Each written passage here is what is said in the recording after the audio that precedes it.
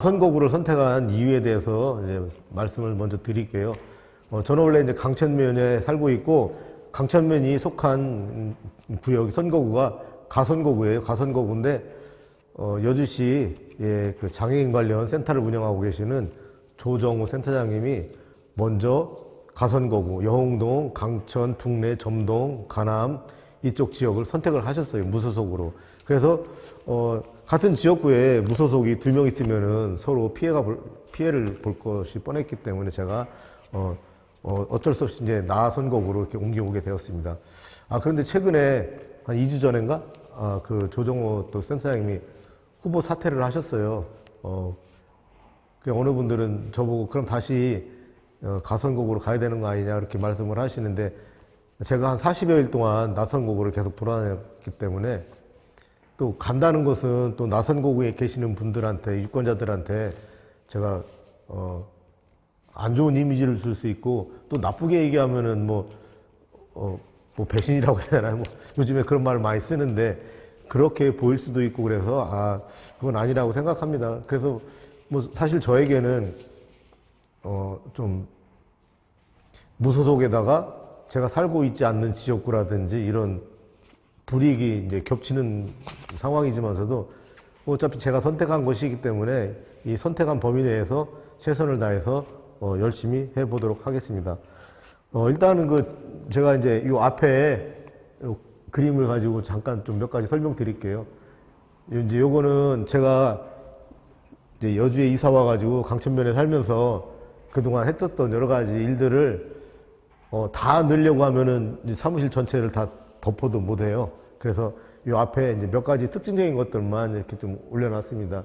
제일 왼쪽에 있는 건 요 사진 2개는 강천섬에 전에 야영했을 때 그 모습이에요. 그리고 요거는 이제 강천섬에 오셨던 분이 자기 아이 같아요. 강천섬 은행나무길에서 찍은 사진이고, 요 왼쪽 밑에는 저희가 이제 협동조합에서 수세미를 재배해서 보급하는 활동을 했는데, 서울에 있는 학교하고 또 경기도 학교 한 8,000명한테 이렇게 수세미를 보내줬는데, 그 수업하는 사진을 선생님이 찍어서 보내주셨어요. 그래서 수세미에 대해서 아이들이 그림도 그리고, 그리고 수세미를 어떻게 사용할지, 또 어떤 아이들은 집에 가가지고 설거지하는 그러한 사진을 찍어서 보내준 것도 있는데, 개인정보가 많아서 그거는 이제 올리지 않았습니다. 그리고 이거는 이제 강천섬 도슨트 양성 과정에서, 맹금류예요. 맹금류인데 맹금류를 직접 가지고 오셔가지고서 도슨트 하시는 분들이 직접 만져도 보고 이렇게 수업을 진행을 했었습니다. 요 이제 가운데 이제 소그림이 좀 많이 있는데요.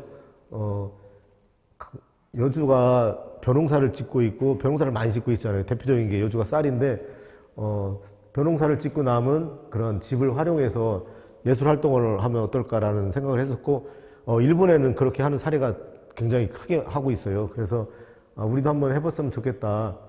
다른 지역에서 먼저 하게 되면은 여주시가 이제 2번째, 3번째가 되는 것보다 여주시에서 제일 먼저 시작해가지고 여주시가 첫 번째가 되면 좋겠다라는 생각을 했었고, 그래서 가운데 요 사진, 이쪽에 있는 사진은 이제 그 2023년도에 처음 소를 만들 때 사진입니다. 여기 앞에 앉아 계신 우리 협동조합의 신이사님이 여기 여러분 등장하십니다. 저 가운데 사진 멋있죠? 네. 소 등에 올라타셔가지고서. 그리고 이제 요 사진은 2024년도에 다시 보수 작업을 했던 거예요. 네, 보수 작업했던 사진이고, 네. 그리고 요 사진은 여주에 몇 개 남지 않은 그 연초건조장이 있어요. 이제 강천면에도 지금 2개밖에 없어요. 원래 3개 있었는데 이제 하나가 철거돼가지고 그 연초건조장을 다시 한번 재현해보는 그런 행사를 했었습니다. 그리고 요 밑에 있는 사진은 이제 도전리에 보면은 작은 성당이 있어요. 공소라고. 그 신부님이 상주하지 않고 가끔 오셔가지고 미사를 드리는데 공소가 있는데요. 이 건물이 한 1950년인가? 뭐 그때 지어진 건물이 하나 있어요. 성당 건물이 되게 오래된 건물이고.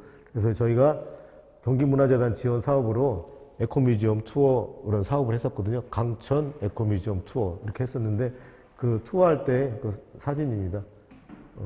이 옆에는 저희가 협동조합에서 강천면 주민들하고 또 여주 시민들하고 키친가든 그런 그 사업을 해보려고 정선 쪽에 있는 그 곳에 가서 저희가 견학하고 교육을 좀 받고 왔었습니다. 옆에 있는 사진은 이제 강천섬에서 강천섬을 어떻게 활용하면 좋을까 그런 고민을 많이 하다가 저희가 이제 꿈의 학교 또 이룸 학교 이런 프로그램을 하면서 강천섬에서 아이들하고 이제 트리클라이밍 하는 그런 사진입니다. 옆에 보면은 이제 소방차가 보이시죠? 저번에 소방차는 가을에 강천섬에 사람들이 굉장히 많이 올 때가 있었어요. 근데 지금은 이제 힐링센터도 지어지고 화장실도 몇 개가 더 만들어졌지만 전에는 그런 화장실도 부족하고 했었어요. 그리고 물 공급도 딸리고 그래가지고 어느 시간이 되면은 물이 없어가지고 화장실이 사용 못하는 그런 상황에 이르게 됐었어요. 그래서 제가 급하게 강천면에 있는 소방서에 연락을 했고 소방차가 이렇게 물 공급을 해줬습니다. 그래서 위기를 모면했던 거죠. 사람들은 엄청나게 많은 사람들이 와가지고 화장실 써야 되는데 물이 막혀 있었으니까 저희 사용 못하고 있었으니까. 근데 그 당시에는 이제 저희 수자원공사에서 이 강천섬을 관리할 때였어요. 그래서 그런 부분이 여주시하고 이제 좀 협조가 됐어야 되는데 행정적으로 그런 협조가 안 됐어요. 그래서 저희가 직접 이렇게 소방차를 불러가지고 했었는데요. 사실 이제 제가 이렇게 설명을 드리는 이런 과정이 어떻게 보면은 제가 왜 시의원에 출마하게 됐는지 하나의 그런 동기예요. 사실은 보면 이런 것조차도 사실은 이게 지역에서 수자공사라든지 여주시청하고 이게 긴밀하게 협력이 된다 그러면은 이미 강천섬에 가을에 사람들이 엄청나게 많이 온다는 걸 알고 있었음에도 불구하고 이런 것조차도 되지 않았던 거죠. 네. 그런 부분이 이제 제가 시의원이 출마할 그런 계기가 된 거죠. 이것도 이제 저주가 파주 헤이리 마을에 여강 에코뮤지엄 강천 사람들과 시간의 흔적이라는 프로그램 우리가 이제 거기 견학을 갔었던 그런 사진입니다. 이쪽에 있는 사진들은 제가 2019년에 이제 강천섬에서 처음으로 강천마을 리버마켓이라는 걸 하게 됐었어요. 그때는 이제 면에서 주도를 했었는데, 처음에 면장님이 이거를 이제 저하고 상의를 하다가, 여러 가지 이제 과정 속에서, 제가 약간 이제 빠져서 이거를 이제 진행을 했었어요. 진행을 했는데, 주말이 지나고 나서 당시 면장님이 부스를 한 21개를 만들어 놨었는데 부스가 너무 부족하다 보니까 이제 연락이 와가지고 제가 참여해서 나머지 부스를 채우고 그렇게 해서 처음에 이제 2019년도에 시작을 해가지고 작년까지 해마다 강천섬에서 어쨌든 간에 마켓을 저희가 이제 운영을 하고 있습니다. 2019년도죠. 2019년도에 처음 주민자치위원장을 맡고 나서 예산을 보니까 정말 할 수 있는 일이 많겠다는 생각이 들었어요. 그래서 강천섬에서 가장 어울리는 프로그램 무엇이 있을까 그런 생각을 해가지고 강천섬에서 종합전시회를 이제 처음 시작을 한 거예요. 2019년도 가을에. 이 중절모를 쓰고 계신 키 큰 분이 크라운 혜태 회장님이세요. 그래서 이제 제가 2019년 5월 달에 서울 코엑스에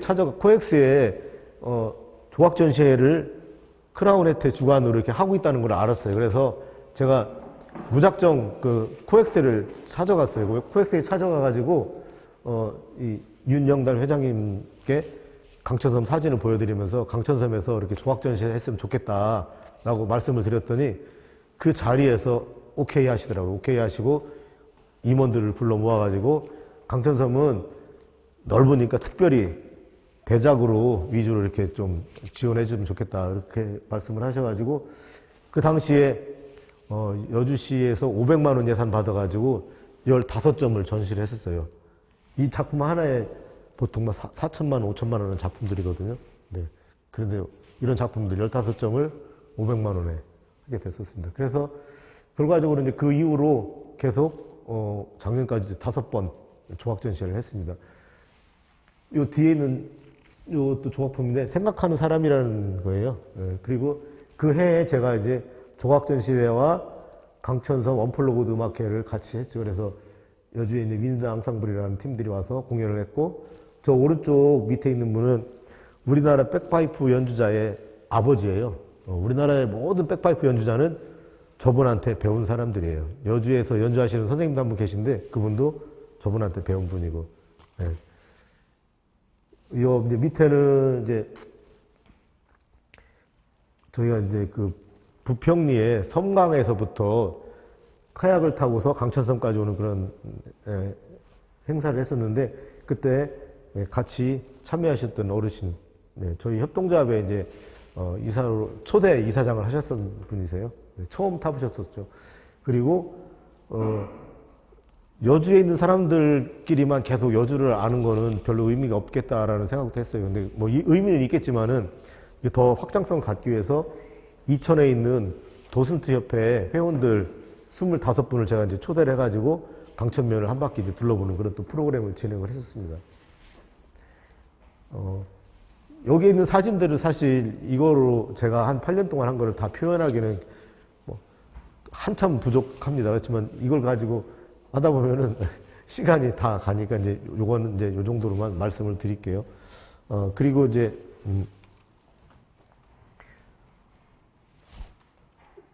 제가 온라인으로 이제 질문을 올렸는데 몇 분이 이제 대답을 해주셨어요. 그걸 잠깐 제가 한번 보여드리겠습니다.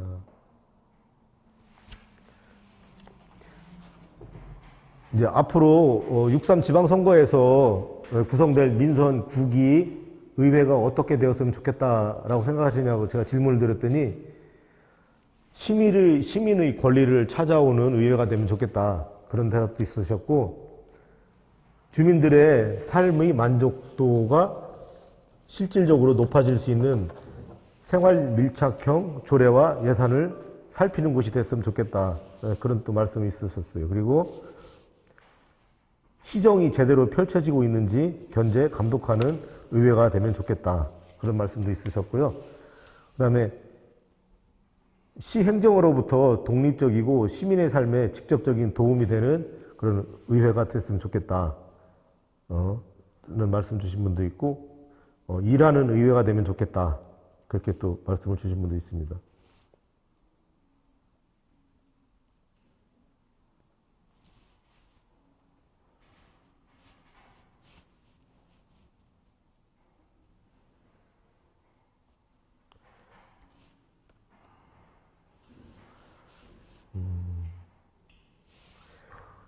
그 다음에 정당보다 시민이 우선이라고 생각하십니까? 했더니 100%가 다 시민이 우선이다라는 말씀을 해주셨어요. 그리고 시의원에게 바라는 역할의 우선순위에 대해서는 가장 많은 분들이 예산 감시, 시의 예산이 낭비되지 않게 꼼꼼히 살피는 일을 해달라, 그런 말씀이 있으셨고, 그 다음에 조례 제정, 그 다음에 우리 지역의 장기적인 발전 계획을 제안하는 일, 이런 일들을 했으면 좋겠다는 의견이 많이 왔었고요.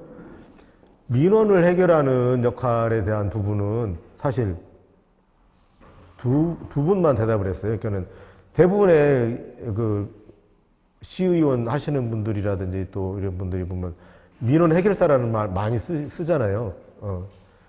현수막에도 걸어놓는데 어떻게 보면 시민들은 의회 의원을 민원 해결사로 보지 않는 것 같기도 해요. 그러니까는 좀 서로 간에 괴리감이 있는 것 같아요. 네. 그런 생각이 좀 들었고요.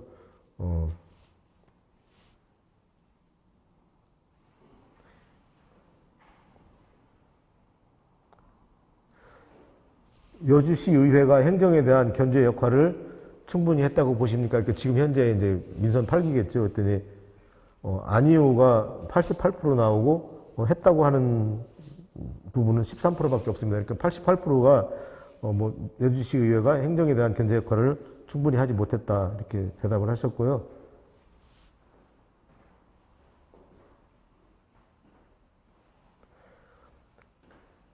그리고 민선 8기의 그런 가장 큰 문제점은 무엇이냐라고 물었더니 정파에 얽매이고 거수기로 전락하고 부안해동하는 것, 이렇게 답 주신 분도 있고, 존재감, 능력이 없다, 의회가 제 역할을 못했다, 행정부 견제, 시 현안에 대한 대안 제시가 미흡했다. 존재감 없는 의회였다. 이런 말씀을 또 많이 주셨어요.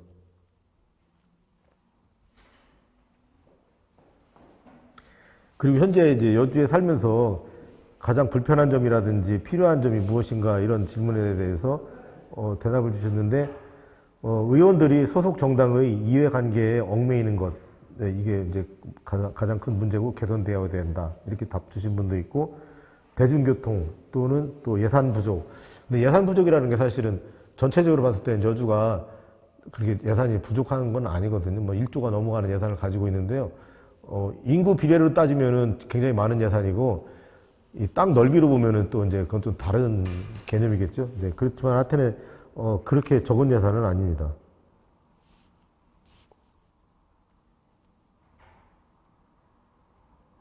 그리고 이제 마지막으로, 두 가지가 또 있네요. 하나가 또 있는데, 이거는.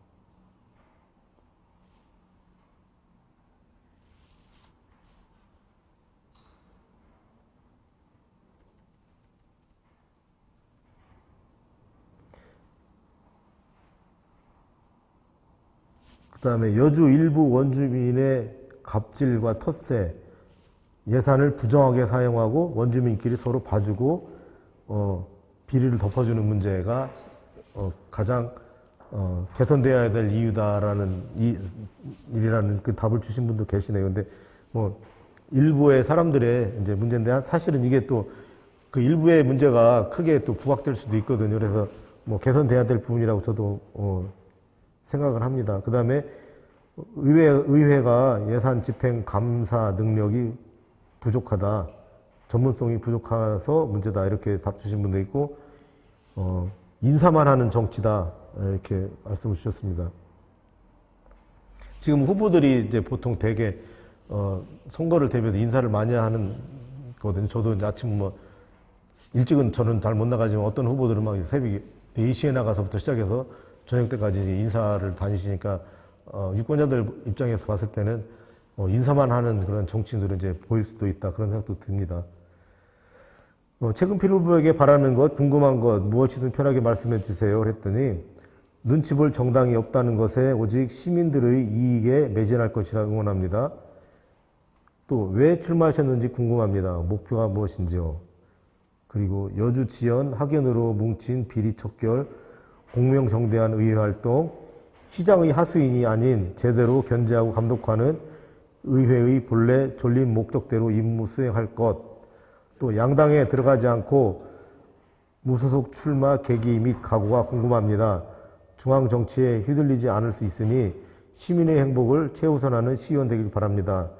눈치 보지 마시고 행동하는 정치인이 되어주세요. 이런 당부의 말씀도 있었습니다.